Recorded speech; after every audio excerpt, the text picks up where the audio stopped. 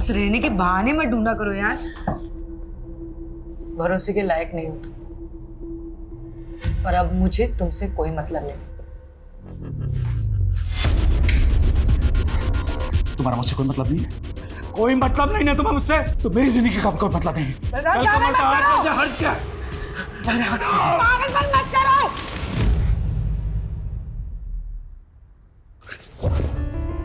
I know you love me.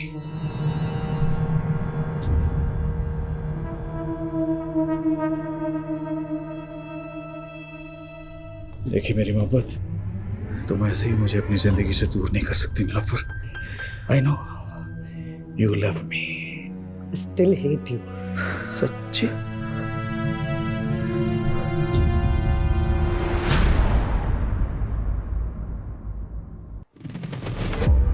इस शहर का जायका बड़ा कमाल है। कई लोग यहाँ रोजाना कई लजीज सपने पकाते हैं और ये शहर सबको डकार जाता है। यहाँ फ्री कुछ भी नहीं है। रिश्ते, लिबास, सोच, सामान, जिस्म, जायदाद, सब कुछ महंगा है यहाँ। लेकिन मौत दाल रोटी से भी सस्ती है।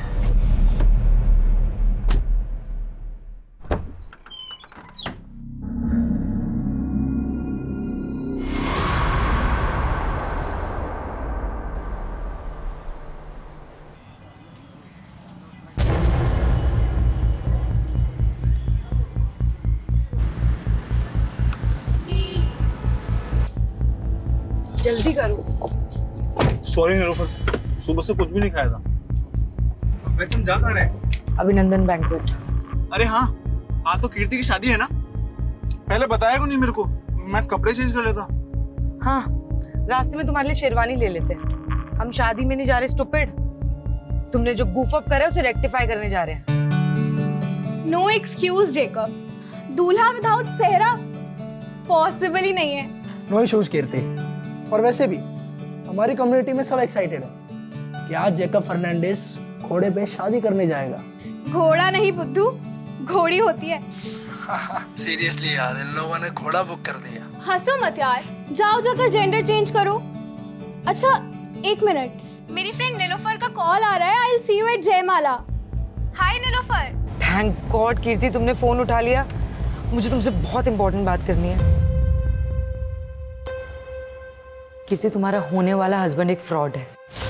ये कई बार नाम बदल के पहले भी शादियां कर चुका है। इनफैक्ट इसका टारगेट होता है कि ये रिच लड़कियां फंसाता है, फिर उनसे मोटी डाउरी लेता है और प्रॉपर्टी बेच के भाग जाता है। ये इसकी मॉडस ऑपरेंडी है यार। और ये सब तो मुझे अब बता रही हूँ।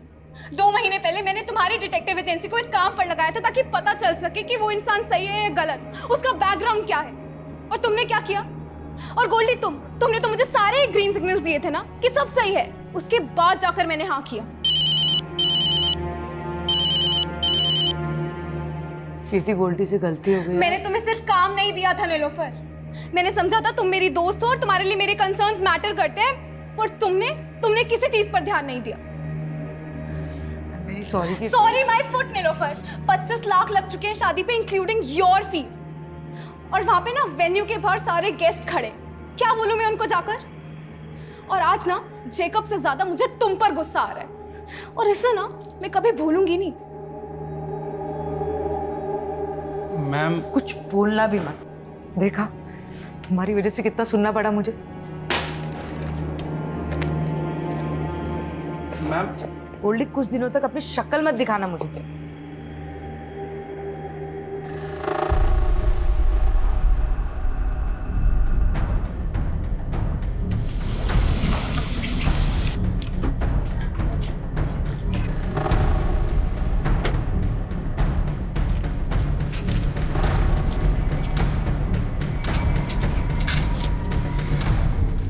हाँ नीलोफर, एक जासूस जालसाजी का शिकार हो गई। मैं तुम्हें स्टॉक कर रहा था और तुम्हारी जैसी जासूस भी मात खा गई। तुम इतने भी स्मार्ट नहीं हो बलराम। आई न्यू इट कि तुम मुझे स्टॉक कर रहे थे। वो क्या है ना, मैं तुम्हारे मुंह नहीं लगना चाहती। अरे मैं तो लगना चाहता हूँ ना। मेरे होंठ तो आज भी तुम्हारे प्यार का अमृत चखने के लिए बेकरार हैं। ये वाहियात बातें ना कहीं और जाके करो। निकलो यहाँ से। ठीक है, मैं जानता हूँ मैं बहुत बदनाम हूँ, लेकिन मैं तुम्हारे नाम, तुम्हारी शोहरत पे मरता हूँ मैं। इसीलिए मैं नहीं चाहता कि दुनिया वाले हमारी मोहब्बत को एक बर्बाद अफसाना समझ लें।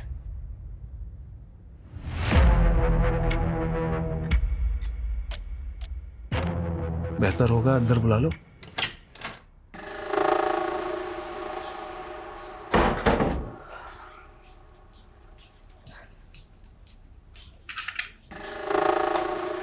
बोलो, क्यों फिर से तंग करने आ गए?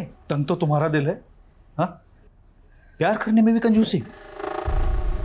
बिना छुए बात नहीं कर सकते बलराम। और अपनी ये वाहियात शेरो शायरी ना बंद करो, निकलो यहाँ से। जिसकी उम्मीद तुम लेकर आए हो, ऐसा कुछ होने नहीं वाला।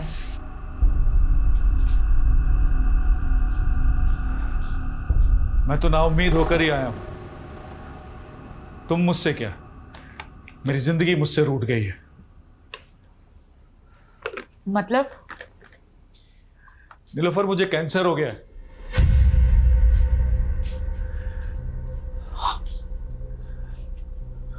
सच कह रहा हूं, मेरे पास अब ज्यादा दिन नहीं बचे हैं। मरने से पहले मैं सारे गिले शिकवे तुम्हारे साथ जो हुए दूर करना चाहता हूं। अगर तुम कहो तो बाकी बची जिंदगी तुम्हारे साथ रहने के बहाने मत ढूंढा करो यार। भरोसे के लायक नहीं हो तुम। और अब मुझे तुमसे कोई मतलब नहीं। तुम्हारा मुझसे कोई मतलब नहीं है? कोई मतलब नहीं है तुम्हें मुझसे? तो मेरी जिंदगी का कोई मतलब नहीं है। कल का मरता आज मुझे हर्ज क्या है? पागलपन मत करो।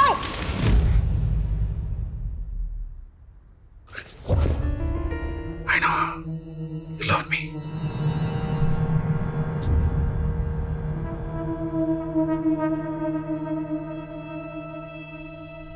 देखिए मेरी मोहब्बत, तुम ऐसे ही मुझे अपनी जिंदगी से दूर नहीं कर सकती नीलोफर।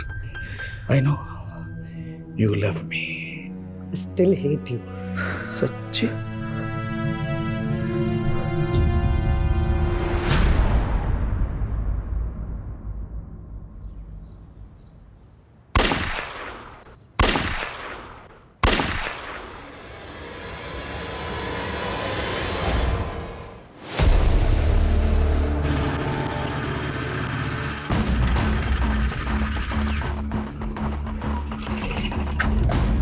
सर, पड़ोसी ने 3 गन शॉट्स की आवाज सुनी है। इसके अलावा किसी को कुछ नहीं पता सर। सर, घर अंदर से बंद है, कुछ समझ में नहीं आ रहा है। सर, मुझे लगता है ये क्लियर हॉस्टेज सिचुएशन है। चल, घर किसका? Sir, Nilofer Malik, private detective है। अभी अंदर कितने लोग हैं? सर, वो तो पता नहीं, पड़ोसी ने कहा कि मियाँ बीबी अंदर गए।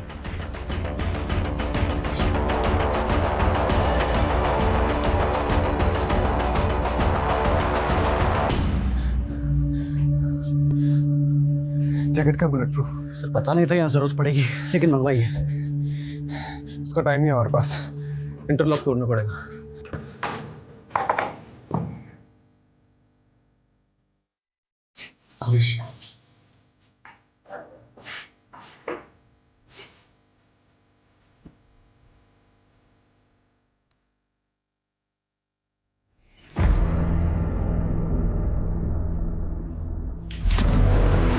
तूने चलाना है तो मारा जाएगा।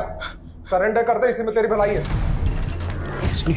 इसका कोई दोस्त, रिश्तेदार या पड़ोस में कोई है जिसको ये मानता हो? नहीं पता सर। अरे कोई तो होगा। सर, 3 गन शॉट मार्क्स है। लगता है क्लोज रेंज से शूट किया लेडी को।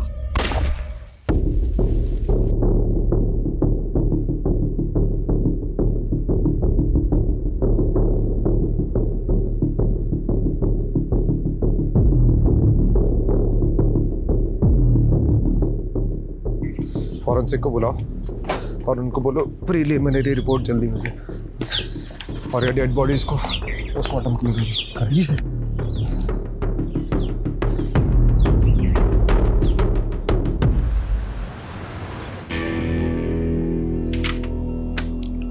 अजय, प्रिलिमिनरी फॉरेंसिक रिपोर्ट के हिसाब से क्राइम सीन पे कोई भी अननोन फिंगरप्रिंट्स नहीं मिले।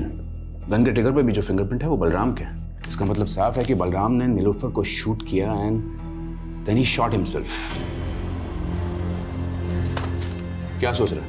अगर ऐसा ही हुआ है तो बलराम ने खुद को मारने से पहले ये क्यों बोला कि वो अपनी बीवी को बचा नहीं पाया?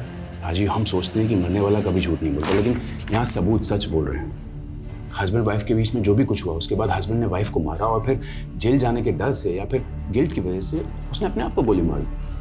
आई फील ये ओपन एंड शट केस है राजीव। लेकिन मर्डर वेपन एक पिस्टल है, वो कहाँ से आया, उसके सोर्स की प्रोफाइलिंग तो करनी पड़ेगी ना। राजीव, मारने वाला पिस्टल कहीं से भी अरेंज कर सकता है और इस पॉइंट को अंडर कंसिडरेशन रखकर भी हम केस को क्लोज कर सकते हैं ना। देख, इस पे इतनी एनर्जी वेस्ट मत कर। एक काम कर, पोस्टमार्टम के बाद उन दोनों के रिलेटिव्स को ढूंढो, उनकी बॉडीज हैंड ओवर कर दो, and that will be all.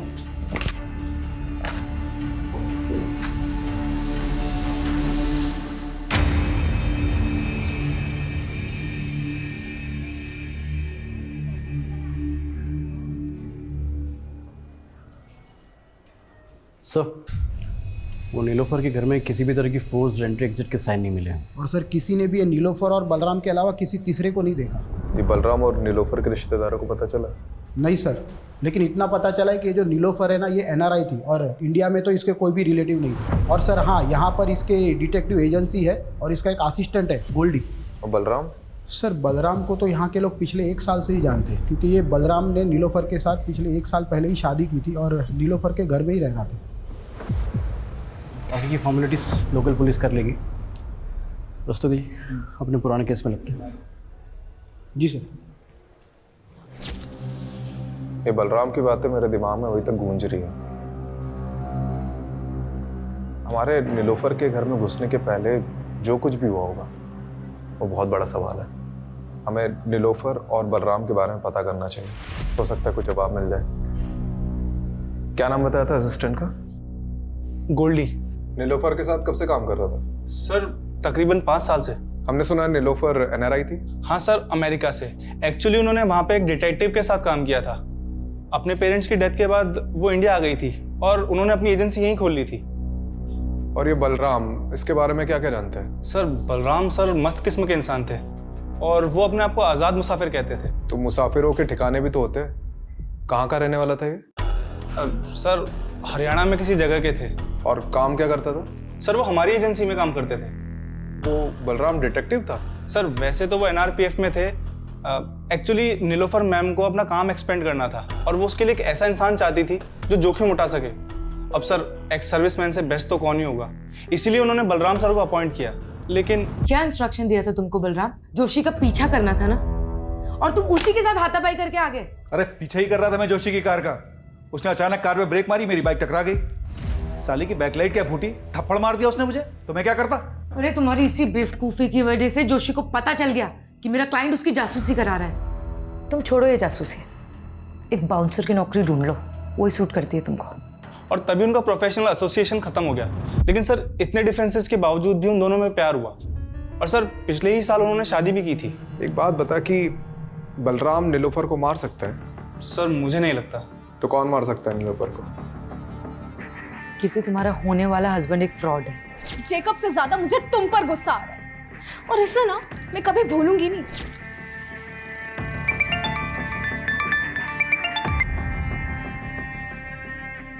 Hello याद तो मुझे ही कर रही होगी ना डार्लिंग। कमीने, तू हिम्मत है तो सामने आके बात कर, नंबर बदल के कॉल मत कर। अरे हम जरूर मिलेंगे। मैं भी उन मोमेंट्स को भूल नहीं पा रहा हूँ जब हम शादी से पहले एक हो गए थे। क्या दिन थे, जानती है? वो सब मैंने रिकॉर्ड कर रखा है। मैं सोच भी नहीं सकती तू इतना गिरा हुआ निकल सकता है। तू मेरे सामने होता ना तो I would have killed you. ओहो, मेरी बेबी को गुस्सा आ रहा है, बहुत गुस्सा आ रहा है। हाँ? मुझे भी आया था उस डिटेक्टिव पे जब वो कबाब में हड्डी बन गई थी, पर अब मेरा गुस्सा शांत हो गया। May your friend Nilofer rest in peace.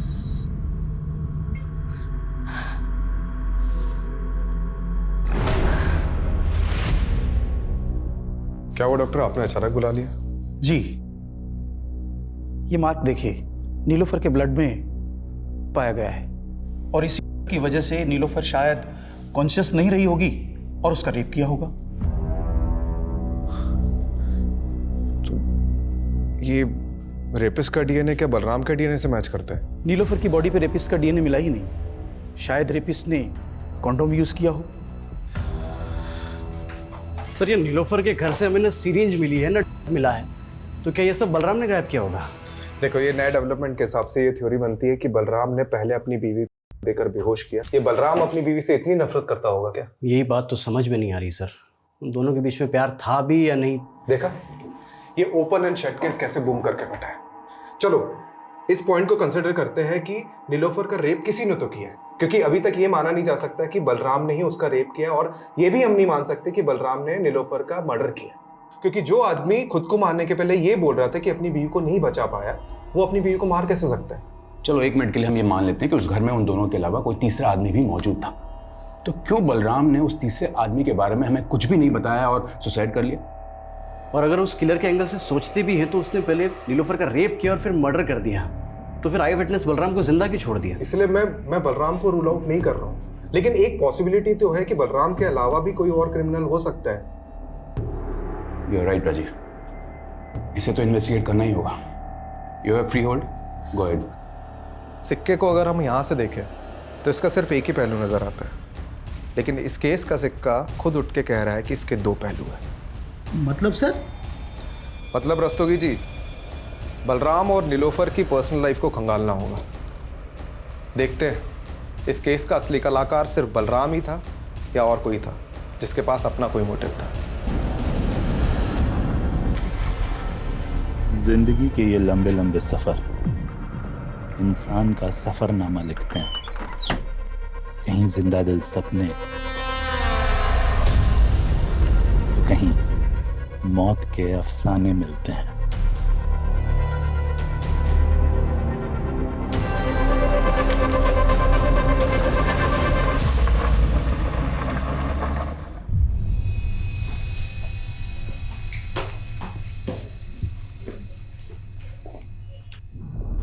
अरे कनक बेटा, अरे इतनी सी बात पे कोई रोता है क्या? हाँ, रोते नहीं है बेटा। ये देखो मैं तुम्हारे लिए क्या लेके आया। देखो ये गोलू मोलू सा गुड्डा, अब हम दोनों इससे खेलेंगे। ये पसंद नहीं आया? ठीक है, तो मैं तुम्हें दूसरे खिलौने दिला दूं। कनक क्या हुआ बेटा? अरे सरगुन दीदी, आप इंटरव्यू के लिए चली गई, ये बेचारी डर गई। पर जॉब भी तो जरूरी है ना हरीश? अरे कहाँ, आप ये जॉब वॉब के चक्कर में पड़ी हुई है दीदी। एक काम करता हूँ, आपका जो घर है बहुत प्राइम लोकेशन पे, इसको गिरवा के 4 माले बनवा देता हूँ और आराम से बैठ के किराया खाना और मेरी लागत चुकाते रहना। पर हरीश इसमें तो लाखों रुपए लगेंगे, इतना पैसा मैं कहाँ से चुकाऊंगी? उसकी टेंशन आप मत लो। आप एक काम करना, इसमें से 1 माला मुझे दे देना, बीच वाला माला मैं रख लूंगा, और आप ये जॉब वॉब का चक्कर छोड़ दो दीदी। सर नीलोफर की कार पे फास्टैग लगा हुआ था, मैंने उसकी ट्रांजैक्शन डिटेल्स निकलवाई तो एक इंटरेस्टिंग बात सामने आई है। मर्डर वाले दिन नीलोफर ने सुबह 7 बजे ग्रेटर नोएडा टोल नाका क्रॉस किया था। सर उस दिन यूपी से दिल्ली आई थी। यूपी में कहाँ गई थी वो? सर इसका जवाब तो गोल्डी के पास भी नहीं है, लेकिन हमने नीलोफर का फ़ोन अनलॉक करवाया तो कॉल हिस्ट्री के मुताबिक मर्डर वाले दिन नीलोफर की बात किसी कीर्ति सागर से हुई थी। तो ये कीर्ति सागर से मिलो, और क्राइम सीन पे नीलोफर के फ़ोन के अलावा लैपटॉप भी था ना, तो उसे भी तो देखो। मैं तब तक NRPF जाकर बलराम के बारे में पता करता हूँ, और तुम लोग नीलोफर और बलराम इससे जुड़े एक एक इंसान की प्रोफाइलिंग करो। बलराम सर ही 2009 तक NRPF में ही काम कर रहा था, फिर उसे बर्खास्त कर दिया गया। क्यों? उस पर अटेम्प्ट टू मर्डर का चार्ज लगा था। Attempt to murder? जी, 7 साल की कैद भी हुई थी उसे। 2009 से 7 साल, मतलब 2016 तक तो वो जेल में ही रहा होगा। ये किसका मर्डर करने की कोशिश की थी उसने? विक्रांत सिसोदिया का, वो उसका कलीग था। बहुत दिनों बाद आ रहा है ना शादी से। विक्रांत! बलराम क्या कर रहा है ये? 7 साल बाद बलराम सैनी तो कैद से रिहा हो गया। ऐसा क्या हुआ था कि बलराम अपने ही दोस्त का दुश्मन बन गया? बलराम को शक था कि उसकी बीवी का अफेयर उसके दोस्त के साथ है। लेकिन बलराम और नीलोफर की शादी तो 1 साल पहले हुई थी। इसका मतलब है कि नीलोफर के पहले भी बलराम की शादी हो चुकी थी। जी हाँ, उसका एक बेटा भी है। कहाँ है आजकल? बलराम फरीदाबाद का रहने वाला था, हो सकता है उसकी फैमिली भी वहीं रहती हो। ये लीजिए उसका एड्रेस। हाँ, मैंने अच्छे से सोच लिया है, आप तुरंत पिटीशन फाइल कर दीजिए। जी हाँ, मैं मिलता हूँ आप सब। ओके। संकेत कहाँ जा रहा है और कौन सी पिटीशन फाइल करने की बात कर रहा है? अपने बाप की चिता तो नहीं जला पाऊंगा, तो सोचा कुछ ऐसा करूं जिससे मेरी भी आंखें खुल जाएं और आपकी भी। संकेत साफ साफ बोल, पहेलियां मत बुझा। पहेलियां ही सुलझा रहा हूं माँ, पहेली सुलझ जाएगी तो बात करेंगे। संकेत, संकेत कहाँ जा रहा है? सर ये बलराम का कैरेक्टर कुछ समझ में नहीं आ रहा है। ऊपर से उसकी पहली बीवी और ये लड़का अजीब है दोनों।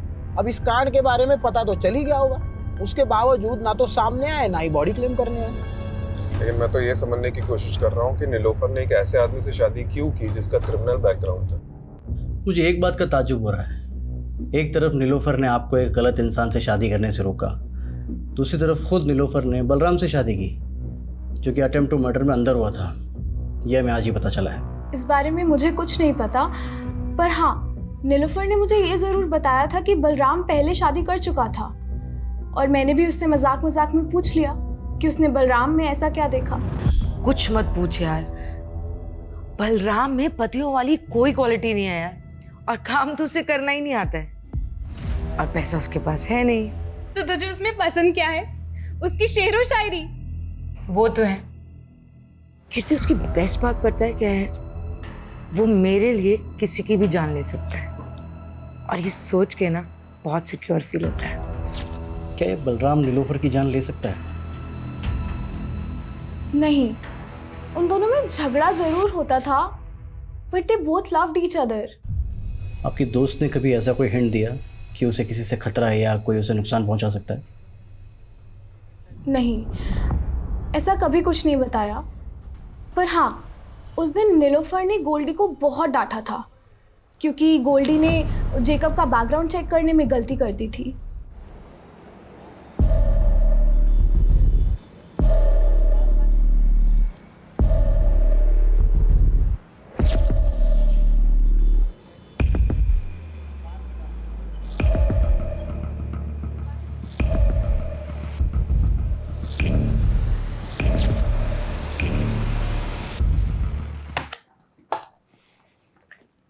देखो संकेत, मैंने तुम्हारी ये पिटीशन तो फाइल कर दी है कि तुम्हें बलराम सैनी के साथ अपना डीएनए मैच कराने का मौका दिया जाए, पर तुम ये सब करना क्यों चाहते हो? क्योंकि उन्हें लगता था कि मेरी माँ ने उन्हें धोखा ही नहीं दिया, बल्कि मैं भी उनका बेटा नहीं। पर तुम ये सब करके अपने लिए गड्ढा खोद रहे हो। मेरा मतलब है जानबूझकर पुलिस की नज़र में सस्पेक्ट बन रहे हो। ये तो कभी प्रूफ नहीं होगा कि मैंने कोई क्राइम किया था, लेकिन डीएनए टेस्ट कराने का मेरे पास ये आखिरी मौका है। मैं चाहता हूं दुनिया को पता चले मेरा बाप सही था या मेरी माँ।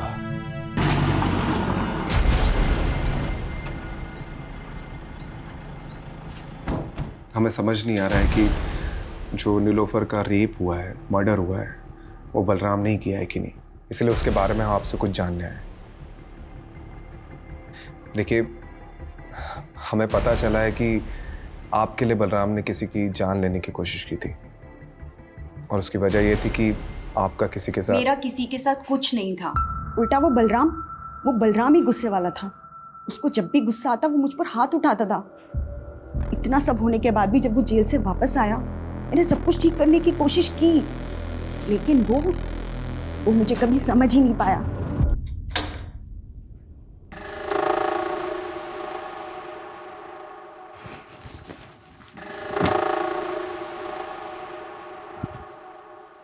देखो, मैं यही चाहती हूँ कि हम नए सिरे से जिंदगी शुरू करें। नई जिंदगी नए सिरे से? विक्रांत के बाद कोई नया यार मिला क्या? बोलना, कोई नया यार मिला क्या? जेल जाके भी तुम्हारे दिमाग से कचरा नहीं निकला ना? अरे कैसे समझाऊं, तुम्हें गलतफहमी हुई थी। चुप, बिल्कुल चुप। मुझे कोई गलतफहमी नहीं हुई है। याद कर, सैकड़ों दुआएं मांग रहे थे हम लोग को एक बच्चा हो जाए, लेकिन बच्चा पैदा नहीं हो रहा था। और अचानक एक दिन तुम बोली कि तुम प्रेग्नेंट हो गई, और जब तुमने कहा कि वो मेरा ही बच्चा है, मैं बेवकूफ मान गया। मेरी आंखें खुल गई हैं। ये संकेत उसी कमीने का खून है ना, विक्रांत का। उसकी वजह से मैं अपने बेटे के आगे शर्मिंदा हुई। जो गलतफहमी एक बार बाप बेटे ने पाल ली, वो दूर नहीं होती। आप नीलोफर से कभी मिली थी? सच बताना। हाँ मिली थी, लेकिन उसी की भलाई के लिए मिली थी। ऐसी कौन सी भलाई की आपने? सुना था कामयाब औरतों के सपने भी कामयाब होते हैं। फिर तुमने एक नाकामयाब आदमी से रिश्ता कैसे जोड़ लिया? नाकाम तो आपका रिश्ता रहा है। बलराम को तो धोखा दिया था ना आपने। बड़ी जल्दी उसकी बातों में आ गई। ये भी भूल गई कि वो 7 साल जेल रह के आया है। डूबती कश्ती में पांव रखा है तुमने। डूबने से पहले उतर जाओ तो अच्छा है।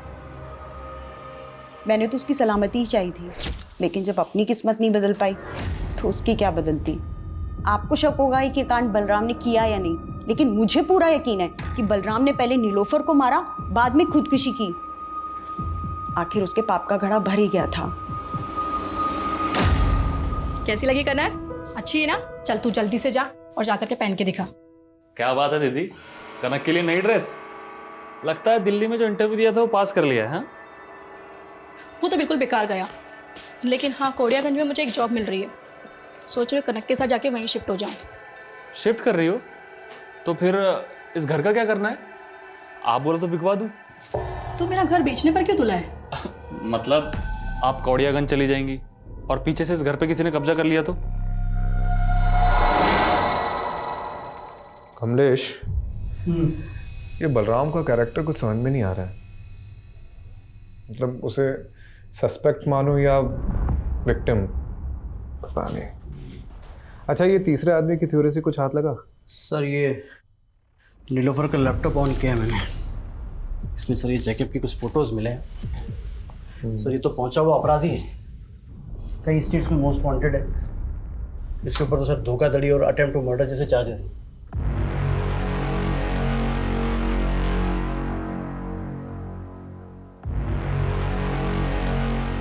ये नीलोफर ने इसी का भांडा फोड़ा था ना? कहीं इसने तो कांड नहीं किया। ये फोटोज देख, ये कैसी फोटोज है? एक मिनट। ये फोटो में तो यूपी लिखा हुआ है। मतलब ये फोटो यूपी में किसी एरिया की है और मर्डर वाले दिन नीलोफर यूपी से दिल्ली आ रही थी। उसकी फास्टैग की ट्रांजैक्शन डिटेल्स के हिसाब से वो यूपी काफ़ी आ जा रही थी, लेकिन अभी तक ये पता नहीं चला है कि यूपी में जा कहाँ रही थी। ठीक है, इसे गोल्डी को दिखाते हैं, हो सकता है वो किसी केस में काम कर रही है। और नीलोफर के पुराने केसेस भी चेक करो। ठीक है।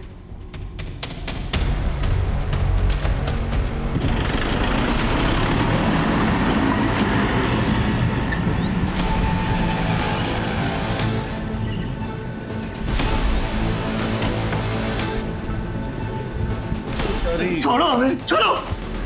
अरे मिश्रा, पहले पापा को तो पकड़ने दीजिए आपका कॉलर। अरे तुम्हारे बाप की उम्र का है मिश्रा, क्या पकड़ो पकड़ो लगा रखा है। विजेंदर, ये तुम ठीक नहीं कर रहे हो। तुम्हें और तुम्हारे बेटे को हम किडनैपिंग के चार्ज में अंदर करवा देंगे।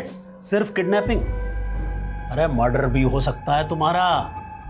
और अगर बचना चाहता है ना तो ये बता, इस बार के रोड कॉन्ट्रैक्ट का टेंडर तुझे मिला कैसे? हमारे टेंडर में जो भाव हमने भरा उससे ठीक 1 रुपया कम तेरे टेंडर का भाव। हमारे टेंडर का भाव तुझे बताया किसने? इत्तेफाक से। इत्तेफाक गया गोबर में। तू एक बात ध्यान से सुन ले, तो खुद अथॉरिटी में जाएगा और उन्हें कहेगा कि इस बार का टेंडर मुझे नहीं करना, फिर टेंडर अपने आप हमें मिल जाएगा। तुम हमें धमकी दे रहे हो? धमकी नहीं, पुचकार रहे। कोड़ियागंज की सबसे बड़ी मछली विजेंद्र अवस्थी।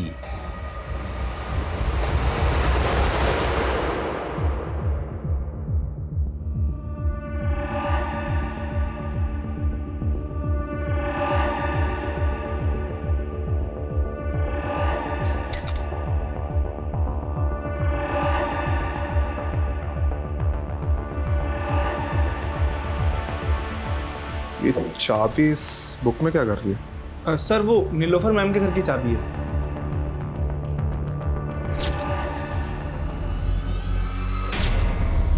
ये नीलोफर के मर्डर के दिन उसने तुझे बहुत डांटा था ना, क्योंकि जेकब का बैकग्राउंड चेक करने में तूने गलती कर दी थी। यह मैं कीर्ति ने बताया। अब नीलोफर के घर मर्डर के दिन कोई भी फोर्स एंट्री और एग्जिट के हमें निशान नहीं मिले, तो पॉसिबिलिटी है कि किलर ने ऐसी ही कोई चाबी यूज की होगी घर में घुसने की। और इससे भी ज्यादा स्ट्रॉन्ग पॉसिबिलिटी हो सकती है कि यही चाबी यूज की गई होगी घर में घुसने के लिए, जो तूने यूज की होगी। अरे सर आप कुछ भी बोल रहे हो। अगर मैंने ही कुछ किया होता तो मैं चाबी गायब ना कर देता। और सर, इससे पहले आप इस चाबी को इन्वेस्टिगेट करें और ये पता लगाए कि मैंने ही चाबी बनवाई थी, तो मैं ये क्लियर कर देता हूँ। चाबी तूने बनवाई थी? गोल्डी, मेरे घर की चाबी खो गई है, किसी चाबी वाले को लेके पहुंचो ना जल्दी। और सर, इसीलिए नीलोफर मैम ने 2 चाबियां बनवाई थी और एक चाबी वहाँ इमरजेंसी के लिए रखी थी। और सर, रही बात कीर्ति के केस की, तो मैं नीलोफर मैम से इस बारे में माफ़ी मांग चुका था। अब सर, इसके लिए मैं उनका मर्डर थोड़ी कर दूंगा। अच्छा, एक बात बता, हमें पता चला है कि नीलोफर का उत्तर प्रदेश आना जाना लगा रहता था, तो वहाँ किसी केस पे काम कर रही थी? Sir, 1 minute. सर, ये चेक नीलोफर मैम ने मुझे बैंक में डिपॉजिट करने के लिए दिया था। यूपी की बिजनौर ब्रांच का है सर ये चेक। हरीश चौधरी।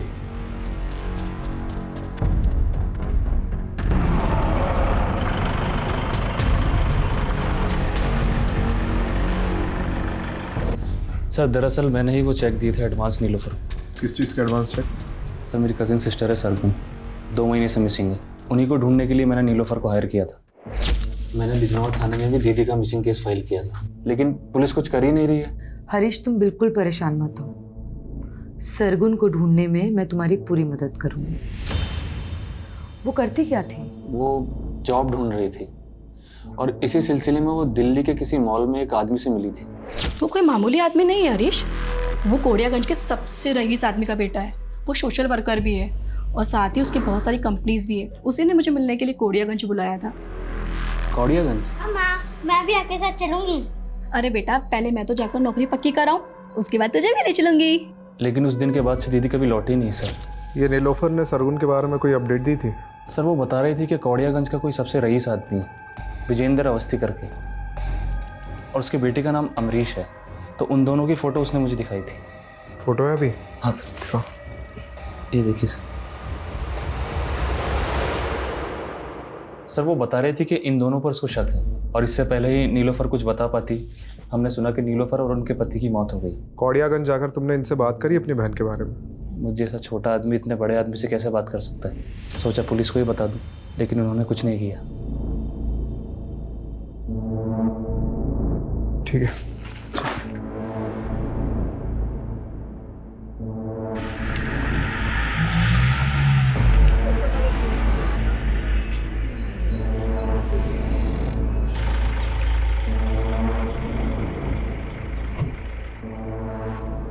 अरे कौन डिटेक्टिव? हम किसी डिटेक्टिव को नहीं जानते। डिटेक्टिव नीलोफर, 16 तारीख को दिल्ली में उसका रेप हुआ, उसके बाद उसका मर्डर हुआ, और वो सरगुन को ढूंढते ढूंढते यहाँ पे आई थी। हो सकता है आपसे भी मिली। अरे हमने आपको कहा ना कि हम किसी डिटेक्टिव को नहीं जानते। और सरगुन, आपका बेटा तो पक्का उसे जानता होगा, क्योंकि आपके बेटे ने ही जॉब का झांसा देकर उसे यहाँ बुलाया था। आपके पास कोई सबूत है कि हमारे बेटे ने उसे यहाँ बुलाया या कोई जॉब का झांसा दिया?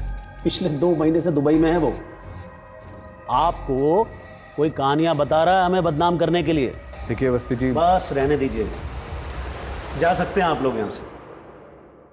ये पता करो कि अवस्थी का बेटा सच में दुबई गया था कि नहीं। ठीक है यार, ये केस तो पहले ही बनता जा रहा है। अभी तक हमने बलराम को क्लीन चिट नहीं दी है, और अब तीसरे आदमी के थ्योरी के हिसाब से और सस्पेक्ट सामने उभर कर आ रहे हैं। जैकब, रंजना और ये विजेंद्र अवस्थी, बाप बेटे।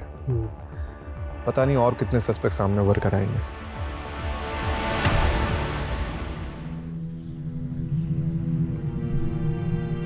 खाना लगा दूं?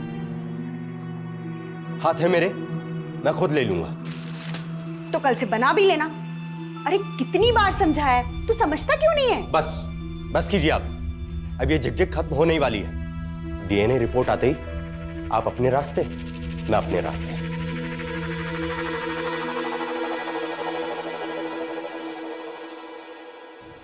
ये विजेंद्र अवस्थी बिजनौर के एसपी का दोस्त है, जहाँ सरगुन का मिसिंग केस फाइल हुआ था, और उसका बेटा अमरीश अवस्थी। इसका दुबई जाना उसी दौरान हुआ था जब सरगुन गायब हुई थी। तो सरगुन को गायब करने में इन लोगों का हाथ है, और नीलोफर इन्हें इन्वेस्टिगेट कर रही थी। हो सकता है उसके साथ भी कुछ ऐसे ही हुआ। सर, जब नीलोफर को इन लोगों ने मार डाला है तो सरगुन पिछले 3 महीने से कहाँ गायब हुई है? वो गायब ही है कि उसको भी। अच्छा, जब सरगुन गायब हुई उस दौरान जितनी भी अनआइडेंटिफाइड बॉडीज मिली, उसका डेटा चेक कर।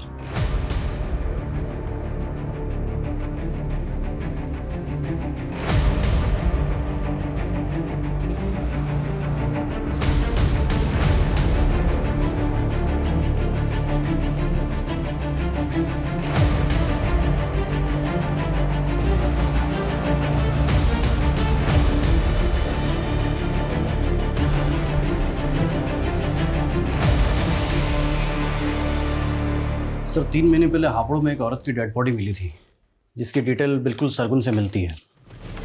इस शहर का जायका बड़ा कमाल है। कई लोग यहाँ रोज़ाना कई लजीज सपने पकाते हैं और ये शहर सबको डकार जाता है। यहाँ फ्री कुछ भी नहीं, रिश्ते, लिबास, सोच समझ, जिस्म, जायदाद, सब कुछ महंगा है यहाँ, लेकिन मौत दाल रोटी से भी सस्ती।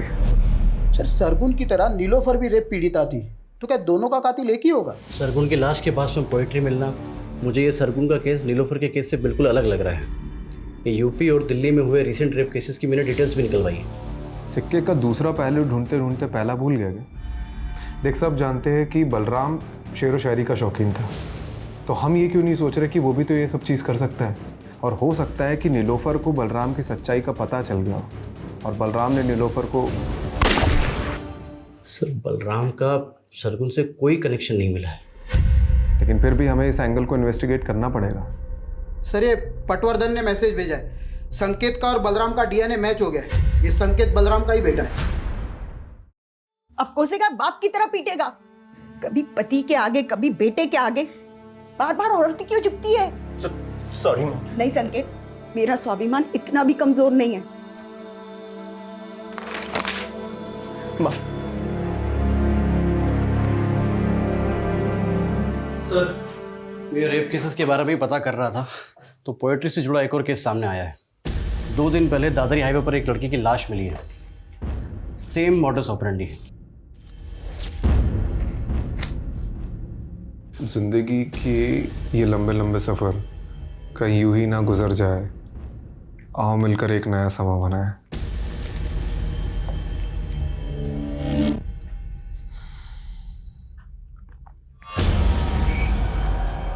कहीं हम किसी सीरियल किलर से तो डील नहीं कर रहे। लेकिन सर नीलोफर का केस अब भी इन दोनों केस से अलग लग रहा है।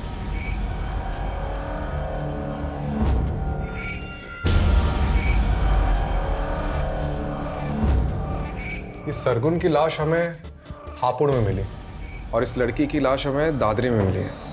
दादरी और हापुड़ इन दोनों का डिस्टेंस लगभग 50 किलोमीटर है और नीलोफर अक्सर ग्रेटर नोएडा से होकर गुजरती थी और यही रास्ता हापुड़ से होते हुए कौड़ियागंज तक जाता है और जितने क्राइम्स हुए हैं वो इसी एरिया में हुए। तो हो सकता है कि क्रिमिनल इसी एरिया का हो और नीलोफर का इन्वेस्टिगेशन एरिया भी यही हो। सर इस केस में दादरी पुलिस के पास एक लीड है। उनको क्राइम सीन के पास एक कैब दिखी थी जो उन्हें सस्पिशियस लगी थी, लेकिन सर अभी तक ना उस कैब का नंबर मिला है और ना ही कुछ और। सर ये कैब ढूंढना मतलब समंदर में से सुई ढूंढने जैसा है। लेकिन इसके अलावा कोई ऑप्शन नहीं है। ठीक है, एक काम करो, इस एरिया के सारे लोकल और आउट स्टेशन कैब प्रोवाइडर से कांटेक्ट करो। सारी प्राइवेट कैब होल्डर्स, उनके ड्राइवर्स, कस्टमर्स, ट्रैवलर्स, सबसे कांटेक्ट करो। ठीक है। ये किलर शायरी करते हैं, इसके सारे ट्रेड्स रिकॉर्ड करने होंगे।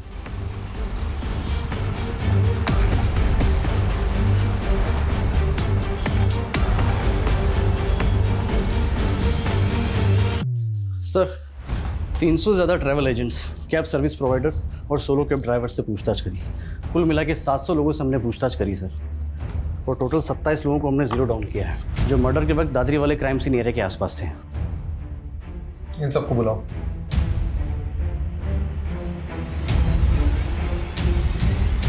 ये 16 मार्च को तो हापुड़ में था। हाँ सर। ये लड़की तेरी कैब में थी?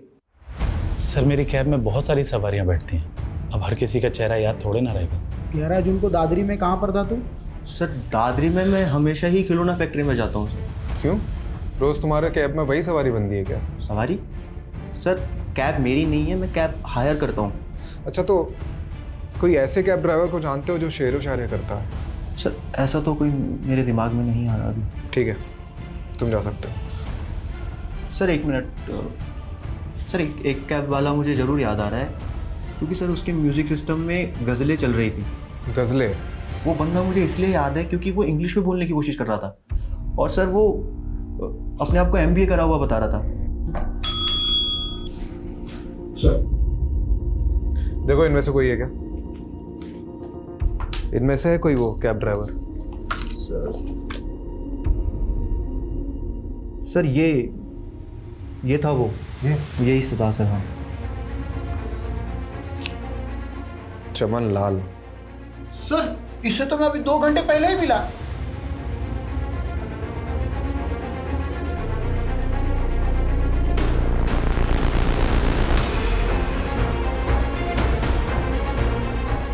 सर हो रही।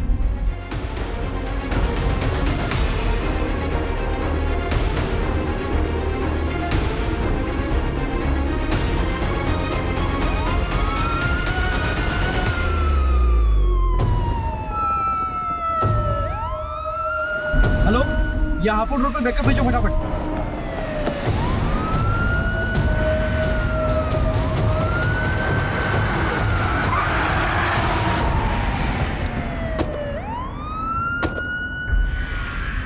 सर दुनिया ने मेरी कदर नहीं की। एमबीए किया तो जॉब नहीं मिली, जॉब नहीं मिली, पैसा नहीं, लड़की नहीं, शादी नहीं, कुछ नहीं। एक एमबीए वाले की फ्रस्ट्रेशन समझते हैं आप सर? फ्रस्ट्रेशन में कैब चलाना पड़ा। वो उन दिनों एक कपल मेरे कैब का रेगुलर कस्टमर था। वो दोनों चिपक चिपक के ना मेरी जलाते रहते थे। तो बस मैंने एक दिन हिडन कैमरा लगा दिया, फिर वो वीडियो बनाकर मैंने उस लड़की को ब्लैकमेल किया। वो मुझे लाखों देने को तैयार थी, पर पता है सर मैंने उससे क्या मांगा? उससे उसका जिस्म। तब से ना तलब सी हो गई मुझे लड़कियों। और सरगुन को क्या बोला तूने कि तू विजेंद्र अवस्थी का बेटा है? सर वो हमारे कस्बे का सबसे रईस आदमी है, और सरगुन से मॉल में दोस्ती हो गई थी, तो बस इंप्रेशन झाड़ दिया मैंने और जॉब का झांसा देकर अगले दिन उसके साथ। फिर सारा मालूम पड़ा कि वो नीलोफर सरगुन का पता करते करते कौड़ियागंज पहुंच गई है। एक्सक्यूज मी जी, आप विजेंद्र अवस्थी का घर जानते हैं? जी पास ही में, आइए आपको ले चलता। चलिए। वैसे विजेंद्र अवस्थी के यहाँ आपको क्या काम पड़ गया? विजेंद्र जी के बेटे मेरी दोस्त के दोस्त हैं, इसीलिए कुछ काम था। उस नीलोफर को देखते ही ना अंदर से ना वो सेक्स वाला लव जाग गया।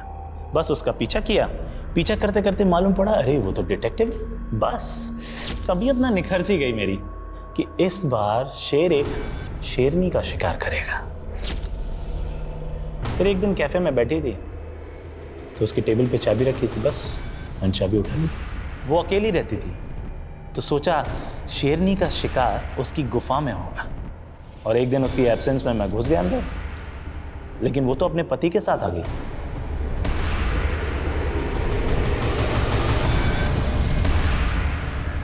ए, चल छोड़। कौन है? चढ़ फटाफट, इधर चल। चल कौन है? चल चल कौन है? चल इधर। ए, इधर आ, इधर आ, इधर आ, वरना गोली मार दूंगा। देखो तुम्हें इधर आ। फटाफट इसके हाथ में बहुत बड़ा गोली मार। बांध। जल्दी बंद। क्या चाहिए तेरे को?